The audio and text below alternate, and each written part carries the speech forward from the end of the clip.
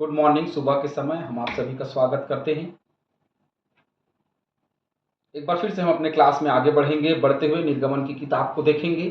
Channel को like करें, subscribe करें, दूसरों को शेयर करें ताकि बहुतेरे लोगों तक ये क्लास जो है वो पहुंच सके और बहुतेरे लोग इस क्लास से लाभान्वित होने वाले हो सकें। एक बड़ी ही दुखद समस्याओं के समय के विषय में आज हम थोड़ी देर चर्चा करेंगे। जैसे मैंने कहा, भोजन वस्तु जो है वो फेंकने की नहीं होती, वेस्ट करने की नहीं होती। भोजन वस्तु पेट भर खाने की होती है। एक छोटा सा उदाहरण क्लास में आगे बढ़ने से पहले मैं दूंगा। एक बच्चा जो लगभग 13 वर्ष का रहा होगा, और वो 13 वर्ष का बच्चा जो है वो बैठा हुआ है सामने, रेस्टोरेंट के सामने बिल्कुल बैठा हुआ है। रेस्टोरेंट में बहुत सारे लोग हैं जो बहुत सुंदर सुंदर भोजन मंगा करके खाते हैं और खा करके वेस्ट करके, क्योंकि खा करके छोड़ देते हैं। क्योंकि हर एक रेस्टोरेंट में देखते देखते होंगे आप लोग, टेबल में खाना वाना खा करके क्या करते हैं, लोग छोड़ देते हैं और छोड़ करके वो अपने घर को चले जाते हैं। और आखिरी बार वह डस्टबिन या पन्नी में लपेट करके क्या करते हैं, वहां के वर्कर लोग उसको बाद में वेस्ट कूड़ा में डाल देते हैं। वो बच्चा बैठ करके देख रहा होता है, और क्योंकि कांच लगा होता है सारी चीजें जो है वो दिख रही होती हैं। अब वो देखता है लोग खा रहे होते हैं, वेस्ट करके चले जाते हैं, छोड़ करके चले जाते हैं, और वो देखते रहता है। एक व्यक्ति वहां से गुजर रहा होता है, वो हर एक घटनाओं को देखता है, उस बच्चे की स्थिति को देखता है। जब भी लोग भोजन मंगाते थे और खाते थे, वो बच्चा देख करके अपने मन में सोचा करता था, कुछ कागज के खिलौने बना करके, कि वो चिकन खा रहा है, कि वो सुंदर भोजन खा रहा है, कि वो फ्रूट सलाद खा रहा है, पापड़ खा रहा है। वो पेपर से ही सारी चीजों को वो किया करता था। जब उसने देखा कि अंदर जितने लोग बैठे हुए हैं वो खाना को वेस्ट करते हैं, और बाहर बैठे हुए व्यक्ति को अर्थात उस बच्चे को कोई देखता नहीं, कोई उसको भोजन देता नहीं, अंदर वो जो व्यक्ति है वो अंदर जाता है और जाकर के लोगों से कहता है, क्या तुम सब ने ध्यान दिया? तो उनको बड़ा अजीब लगता है कि क्या है। तो फिर ये दोबारा कहता है कि क्या तुम सब ने ध्यान दिया? तो लोग कहते क्या चीज को ध्यान देने का है, तुमने कभी ध्यान ही नहीं दिया। तो ये सवाल तो उठेगा कि किस बात का ध्यान देना है।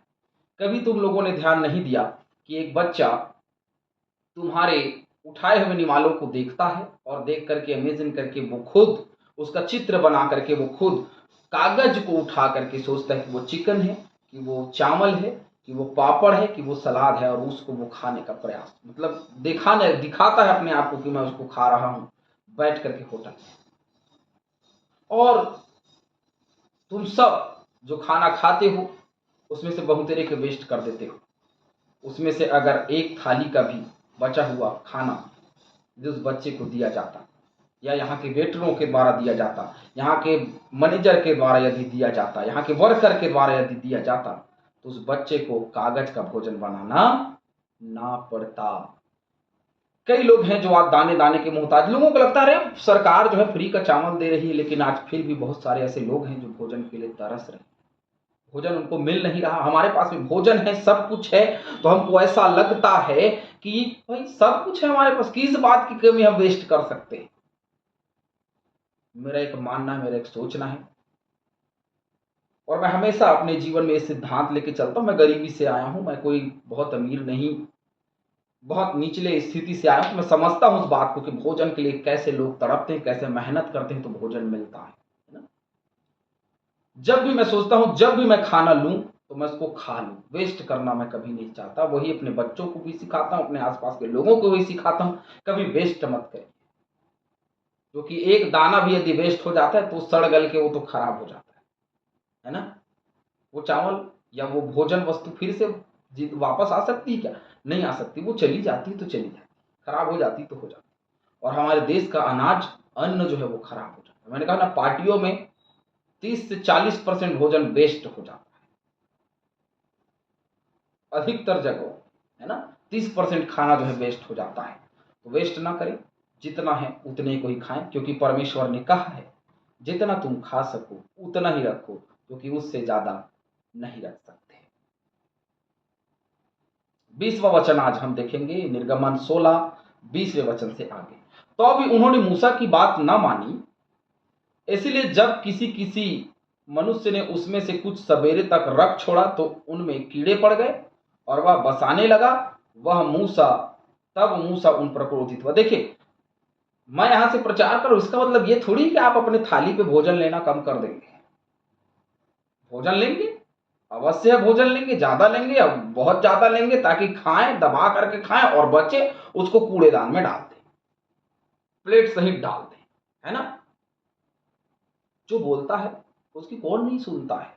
हमको शिक्षा देने वाले आ रहे, लेक्चर मार रहा है, लेकिन जो मैं बोल रहा हूं ना, मैं वो करता हूं। आज के डेट में जो भोजन है मैं वेस्ट नहीं करता। मेरे घर परिवार सब जानते हैं, मेरे थाली में जो भोजन आया है उसमें से एक भी दाना मैं नहीं छूता, और उतना ही लेता हूं जितना मैं खा सकूं, क्योंकि हर एक मनुष्य जानता है कि मैं कितना खा सकता हूं। उसको पहले से आभास होता है कि मैं कितना खा सकती हूं, कि कितना खा सकता हूं। उसके बावजूद भी लोग भर के लेते हैं कि दोबारा मिलेगा या नहीं। भाई बच्चे थे तो ऐसा करते थे, लेकिन अब बड़े हो गए, समझदार हो गए, हम समझते हैं बच्चे छोड़ रहे हैं वो अलग बात है, लेकिन हम छोड़ रहे हैं वो अलग बात नहीं भाई, वो बुरी बात है। जो उन्होंने रखा वो सुबह तक कीड़े पड़ गए, वेस्ट हो गए, वो बसाने लगे, क्योंकि परमेश्वर ने कहा भाई रखना नहीं है, जितना खा सकते हैं उतना ही रखना। उसे ज्यादा रखेंगे तो वो कीड़े पड़ गए, वो फिर दोबारा काम नहीं आने, नहीं मन्ना और नहीं बटे। वे भोर को प्रतिदिन अपनी आवश्यकता के अनुसार खाने के लिए बटोर लेते थे, और जब धूप कड़ी होती थी तब वह गल जाता था। देखिए, सुबह जो है प्रतिदिन भोर को वो लोग जो है वो उसको इकट्ठा करते थे अपने खाने के अनुसार, और जो बच जाता था बटोरे हुए में से, और जब कड़ी धूप पड़ती थी तब वो गल जाता था, खराब हो जाता था, वेस्ट हो जाता था। मतलब सुबह आया, दोपहर में वो गल जाया करती थी, खराब हो जाती थी, है ना। फिर ऐसा हुआ कि छठवें दिन उन्होंने दूना अर्थात प्रति मनुष्य के पीछे 2-2 ओमेर बटोर लिया, और मंडली के सब प्रधानों ने आकर मूसा को बता दिया। अब सब लोग ने छठवें दिन क्या किया, प्रति मनुष्य पीछे 2-2 ओमेर बटोर लिया, और मंडली के सब प्रधानों ने, जो मंडली के अलग अलग, क्योंकि देखो विभागी उन्होंने बांट दिया। भाई उतने सारे लोगों को वहां से लेकर के चलना, तो भाई एक मूसा कंट्रोल नहीं कर सकता ना। वो अलग अलग विभाग जैसे बनाते हैं ना, वैसे ही अलग अलग वो बांट दिया। अब भारत देश उसको अलग अलग राज्यों में, फिर अलग अलग जिलों में, फिर अलग अलग तहसीलों में, है ना, बांटा गया, फिर अलग अलग गांवों में बांटा गया, और उसके अनुसार सारी चीजें जो है वो चलती है ना, हम सब देखते हैं। तो वैसे ही इसने अलग अलग सबको बता दी, तो सब के प्रधान जो है वो आकर के मूसा को ये बात बता। तो उसने उनसे कहा, यह वही बात है जो यहोवा ने कही, क्योंकि कल परम विश्राम है, क्योंकि कल के दिन के लिए भी बटोरना था, है ना। 7वां दिन विश्राम करना है, तो विश्राम के दिन से पहले ये बटोरा गया। तो बटोरा गया, तो कैसे बटोरा गया, पहले बटोर लो, आज करना है कल काम नहीं करना है, तो वो खराब नहीं होगा जो कल के लिए बटोरा गया है, क्योंकि कल परम विश्राम दिन है। इससे एक शिक्षा हमको और मिलती है, इससे एक शिक्षा हमको और मिलती है 23वें पद से, वो ये है कि परम विश्राम का दिन, अर्थात हम सब जानते हैं, दोबारा बताने की आवश्यकता नहीं है, मैंने इसके विषय में क्लास लिया हुआ है। तो परम विश्राम का जो दिन है, उस दिन पे आप देखेंगे कि उस दिन पे आशीष होती है, हर एक प्रकार की आशीषें प्राप्त होती हैं, मिलती हैं, और उस दिन हमको विश्राम करना होता है, काम करना नहीं होता। यदि ये बटोरते ही रह जाते तो परम विश्राम के दिन उसकी महिमा कैसे करते थे, है ना। तो पहले कहा कि तुम क्या करना, अब 2-2 उमेर प्रति मनुष्य पीछे, पहले 1-1 उमेर बटोरना ताकि खा सको। अब कहा कि 2-2 उमेर बटोरना छठवें दिन, ताकि 7वें दिन तुमको बटोरना ना पड़े, तुम सब प्रभु की महिमा करो और उसमें से तुम खाओ, क्योंकि 7वें दिन मन्ना बटेर नहीं बरसने वाला, क्योंकि परमेश्वर ने उस दिन को विश्राम का दिन ठहराया, और उसी दिन उसने विश्राम किया, और वो कोई काम नहीं करेगा। मन्ना बटेर बरसाने का मतलब परमेश्वर काम करता है, तो वो नहीं करेगा, हमको भी नहीं करना, क्योंकि हमारा परमेश्वर विश्राम करता है, तो हमको भी विश्राम करना है ना। तो उसने नहीं किया, तो पहले से ही उन्होंने 2-2 में बटोर लिया, ताकि परम विश्राम के दिन कोई काम ना करें, अर्थात यहोवा के लिए पवित्र विश्राम होगा। इसीलिए तुम्हें जो तंदूर में पकाना हो उसे पकाओ, और जो सिझाना हो उसे सिझाओ, और इसमें से जितना बचे उसे सवेरे के लिए रख छोड़ो। सारा चीज आज ही पका लो, जितना बचेगा उसको रख दो, खराब नहीं होगा।